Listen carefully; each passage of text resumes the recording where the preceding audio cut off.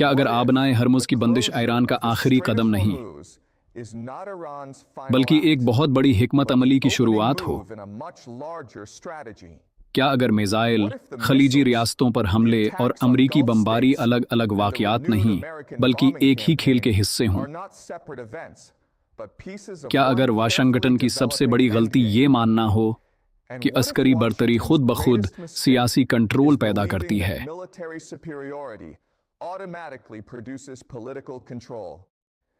آج ہم صرف یہ نہیں پوچھ رہے کہ کیا امریکہ اور ایران دوبارہ جنگ میں ہیں، ہم ایک زیادہ خطرناک سوال پوچھ رہے ہیں: اب آگے کیا ہوگا اور اس افراتفری سے فائدہ کسے ہوگا؟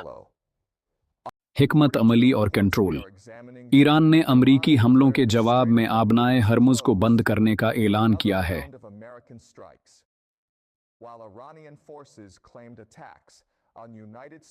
ایران نے بحرین، کویت، اردن، قطر اور عمان میں امریکی فوجی تنصیبات پر حملے کیے ہیں۔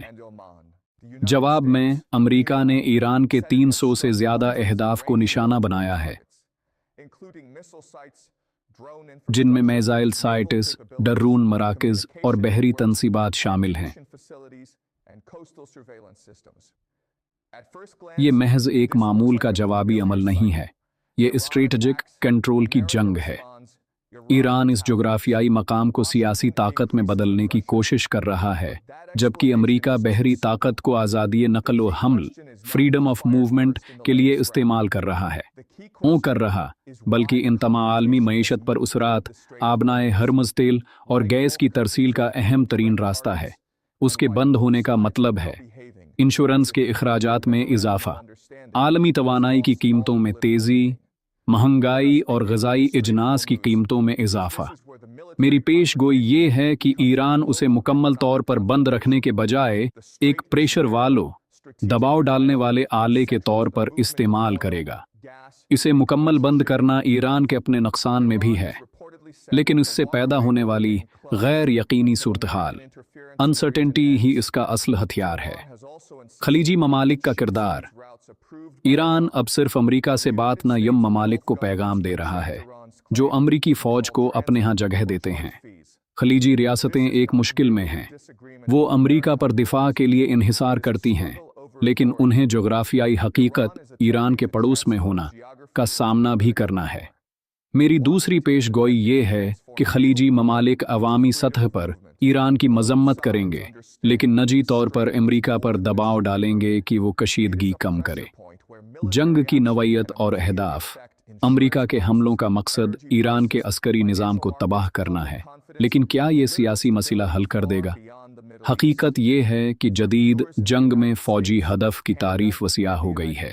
اب بندرگاہیں، بجلی کے گرڈ، مواصلاتی نظام اور ریلوے لائنیں سب دوہری استعمال، ڈوئل یوز کے زمرے میں آ کر اہداف بن گئے ہیں۔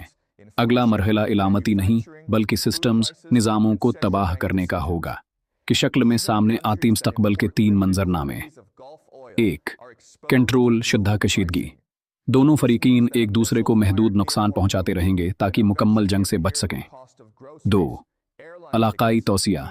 اگر کوئی بڑا حادثہ ہوتا ہے، جیسے شہریوں کا جانی نقصان یا کوئی بڑی تنصیب تباہ ہونا، تو جنگ پورے خطے میں پھیل سکتی ہے۔ 3. مجبوری کے تحت مذاکرات۔